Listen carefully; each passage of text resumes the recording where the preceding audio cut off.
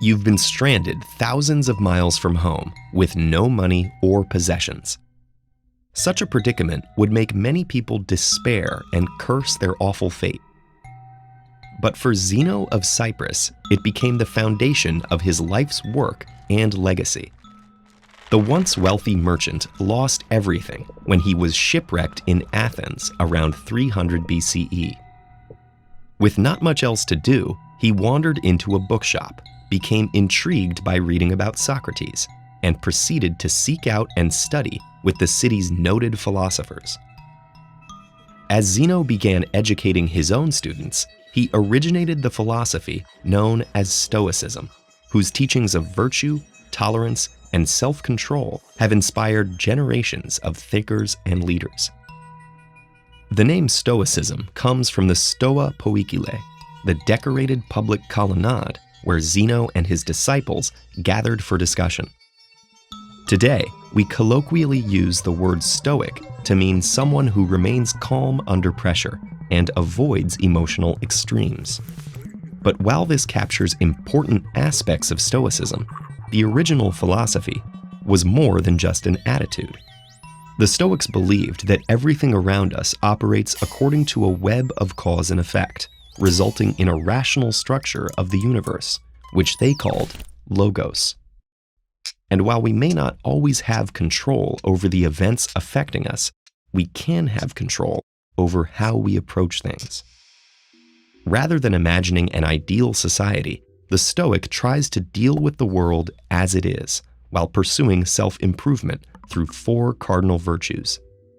Practical wisdom, the ability to navigate complex situations in a logical, informed, and calm manner. Temperance, the exercise of self-restraint and moderation in all aspects of life. Justice, treating others with fairness even when they have done wrong. And courage, not just in extraordinary circumstances, but facing daily challenges with clarity and integrity. As Seneca, one of the most famous Roman Stoics, wrote, "Sometimes even to live is an act of courage." But while Stoicism focuses on personal improvement, it's not a self-centered philosophy.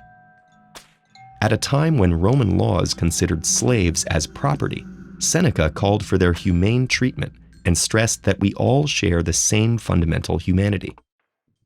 Nor does Stoicism encourage passivity. The idea is that only people who have cultivated virtue and self-control in themselves can bring positive change in others. One of the most famous Stoic writers was also one of Rome's greatest emperors. Over the course of his 19-year reign, Stoicism gave Marcus Aurelius the resolve to lead the empire through 2 major wars while dealing with the loss of many of his children. Centuries later, Marcus's journals would guide and comfort Nelson Mandela through his 27-year imprisonment during his struggle for racial equality in South Africa.